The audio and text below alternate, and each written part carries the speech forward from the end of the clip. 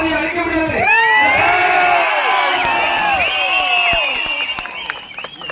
இன்னைக்கு பல பேர் சொல்லலாம், நம்ம வரலாறு திருடலாம், எழுதலாம், பண்ணலாம். ஆனா இறை நம்பிக்கை உள்ள இந்த சாதியை எவன் அழிக்க நினைச்சாலும் அழிந்து போவோம். அதுதான் உண்மை.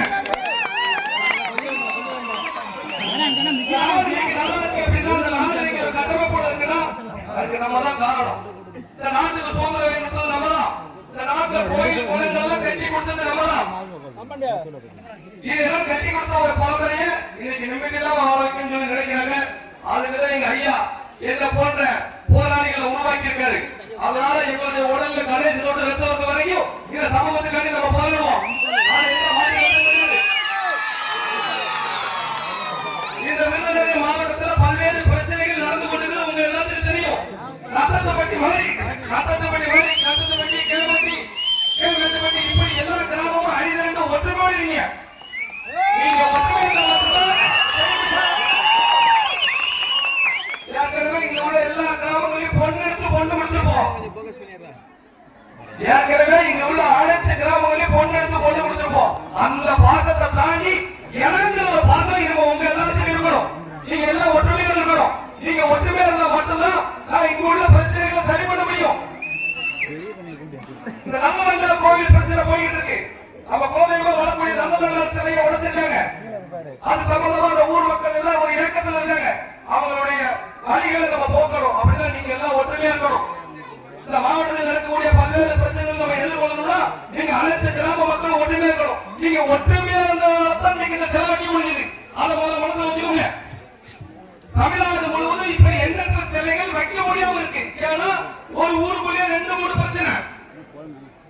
அப்புறம் ஐயாவோட சிலையை வைக்க முடியல. இன்னைக்கு இந்த கேவலி மக்கள் அதை உடச்சு எரிஞ்சிருக்காங்க. நாங்க ஒற்றுமையா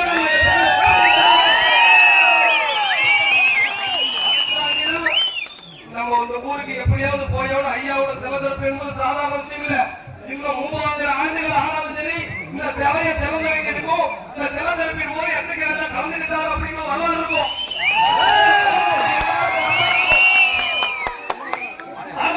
நம்ம பேர பிள்ளைங்க பார்க்கும். அதனால ஐயாவோட சிலையை இந்த ஊரை நிரூபிக்கிறால ஐயாவை தெய்வமா நீங்க வழிபடுறதுனால இனி நடக்கக்கூடிய எல்லா நிகழ்வும் உங்களுக்கு நல்லதாகவே அமையும் அப்படின்னு நான் உங்களுக்கு வாழ்த்து தெரிவிச்சுக்கிறேன். ஐயாவை நான் வேண்டிக்கிறேன். எப்போதும் போலதான் நான் சொல்லக்கூடிய உணவு தான் தம்பி.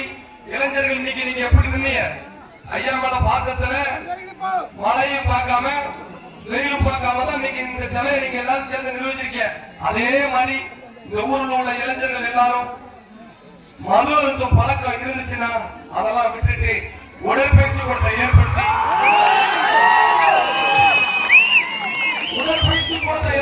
உடற்பயிற்சி செய்யணும். காலையில் எந்திரிச்சு விளையாடணும். ஒரு காலத்துல தேவமான 10 பேர் 15 பேர் சமாளிக்கக்கூடிய ஒரு தேவமான இன்னைக்கு சமாளிக்க முடியல. என்ன காரணம்? அந்த மதுவால நமது வீரம் போச்சு. அந்த வீரம் போனதால நம்மளால எதுவும் செய்ய முடியல. நம்ம பெண்மொழிகளை பாதுகாக்கணும். நம்மளை நம்பி அந்த இளைஞர்கள் நம்பி உங்களை நம்பி அந்த பெண்மொழிகள் இருக்கு. அதை நீங்க நினைக்கணும். நம்ம ஊரு பட்ட பிள்ளை நம்மளை நம்பி தானே இருக்கலாம். நம்மளை நம்பி தானே காலேஜுக்கு போறான். நம்மளை நம்பி தானே வேலைக்கு